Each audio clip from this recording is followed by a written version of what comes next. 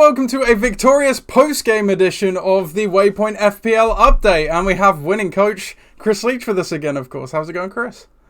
Take zero credit for today, but yes, hello. That's not right. Yeah, good, thank you. I got a clean sheet, I'm happy. Absolutely. Good stuff. Yeah, and our absence was missed. Our absence was felt, I should say, because I won't name the player, but someone messaged me last night being, "Oi, where's the FPL update?" Oh, yeah. Oh no, yeah. seriously. Yeah, so I said, "Well, we're gonna get it. I'm sorry, Chris is busy. It's out of my control, but here we are." Exactly. Yeah, we'll get straight to it. As you can, if you're watching on video, unfortunately, you can see we don't have the summary of the points and the movements from last week because obviously the new game week has started. But I have gone through and taken a look at it also. You can probably guess what I'm about to say at the top. Mike is still there, albeit the gap has narrowed. He's only now 5 points ahead of Betts. So it has become a closer race, and even then, Ben moving up into third place is only 5 points off Betts as well. So it is getting more interesting.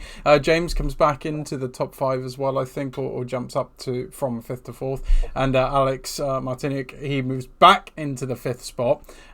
With Alex and Brett falling out. There was no great scores, I would say, last week in the upper echelon, Chris. There were lots of good scores, lots of sort of mid-50s, but nothing that really punched into the higher scoring territory in the week. But yeah, it's a quite a close race, really, because from 9th to 1st, it's only a difference of 518 points compared to 541. So there was a period where Mike was starting to pull away a bit, but it's very much all to play for at the moment. Yeah. You don't want to see a runaway winner at this point, so that would be crazy. We don't want a Man City in this league. Certainly not the 115 charges either. So, yeah, I hope you're playing with the same budget we all are, Mike. If we will take a look at the high scoring team of the week, though, which was Owen, who's in 14th. He got 70 on the week, so that was a nice little score, and that has probably moved him up, from further to the bottom towards the mid-table. So 70 on the week. This is the team, Chris. You can give your much lauded analysis. So we've got Gvardiol, who got 9. Luca Dean, he got 7. Mo Salah with 10. Harry Winks 4. Cole Palmer 10. Jared Bowen, obviously with the penalty against Man U, 7. Delap for Ipswich with 5. And then Captain Haaland, who got 12. So pretty solid team all around there. I would say so. There's a rogue Harry Winks in there. What is going on? Look at this. That you don't see very often in anybody's team. I have to, aside 4 points, fair enough. Yeah, I mean, for me, look, this is definitely a bit of a hipster team. There's lots of left footers in there as well. That's your inner scout knowing that. I don't take that into consideration. Gvardiol, Digne, Robinson. Is Bowen left footed? I'm pretty sure Bowen might be left footed. Delap. Haaland plays off both feet. Bowen. Dwight McNeil left foot. There's always a team of left footers. How mad is that? Anyway, good for him. The only downside there, is that you haven't got a kit. Yeah. Every week, if you don't have a kit, it takes the points down a little bit for me. So you need to go full in. Do we start instituting if your team gets called out on the pod and you don't have a kit, that's a fine? If nobody notices you don't have a kit, it's fine. But if we could talk about you on the pod and you haven't got a kit, this is the only time that Portsmouth's kit might actually turn up in the Premier League. So I think that he should do it. Just saying. There you go. But Owen, with the week high, well done to you. Owen, Ethan was the second highest on the week, and he was only 1 behind. 5 behind. Sorry, I'm mixing up my notes here. He was the third highest score on the week with 65, and he's in 8th place. So again, I'm not sure where he would have moved. He probably would have climbed a spot at least, maybe a couple, depending what else happened. But let's take a look at Ethan's team. Rico Lewis, he got 6. Brian Mbuemo with 15, great score. Mo Salah 10. Captain Haaland again with 12, and then the massively informed Chris Wood with 13 points. Big time for Chris Wood. That is, by the way, him and Haaland, less so Solanke, but what a duo. I mean, that's a seriously big front two, that, isn't it? But yeah, look, I like this. I like this in Burmo and Salah. I mean, it's not a very defensive team. You've got Gabriel. Gabriel. I didn't even say Gabriel was very defensive either, as my opinion is well known on him. So amazing, amazing, just amazing.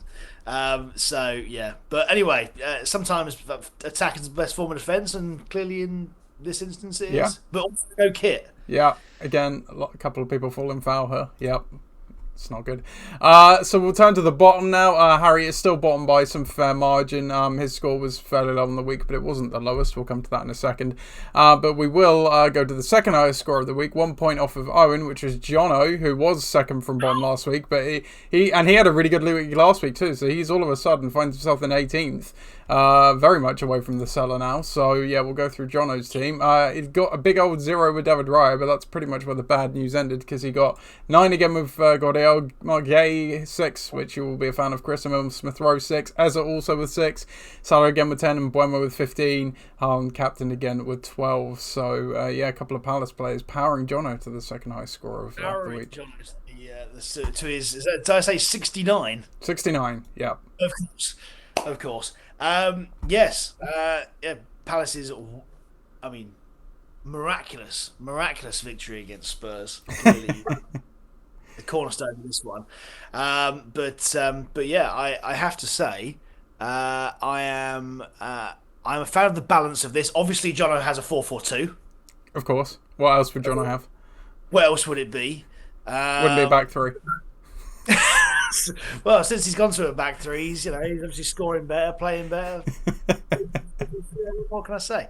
That's absolutely the way. So no, fair play. I think everybody likes the score of 69 always, don't they? Yeah, well, no kit. That's all I'll say there. And then we go to the low scoring team of the week. That tends to be how it goes, Nath. which is Smithy, who falls to 15th. I believe he did fall a little bit with his week low of 37 points. Again, we'll take a look at his team. He does have a kit at least. A very exorbitant kit. David Raya with 0. Let's see what else we got. He did have Ezra, who got 6, and Palmer, who got 10, and Haaland, who got 12. But yeah, lots of 1s and 2s other than that. So a week to forget. Smithy has been solidly mid-table. I don't think we speak about Smithy's team too much. We've spoken about it once or twice for good reasons. But yeah, I think this is the worst week Smithy's had for a while. I can confirm that kit will not be our third kit. He's got the socks. For the home kit. That's good. At least that's something. But yeah, it's in this one. I agree. I'm afraid, especially up front, couple of average ones there. Obviously, Raul Jimenez not great, and Eddie Nketiah, who has flattered to deceive slightly for Palaces, is just started. But there's time to come. But no, look. Plus, there's. I don't think anybody in their right mind, even Everton, might be starting Michael Keane in any form. But Smith, he can see the potential where others can't. Clearly, he wasn't rewarded with it, especially when he had nearly 50% of his team's points on his bench with Saka, who got 9, and Emil Smith Rowe, who got 6.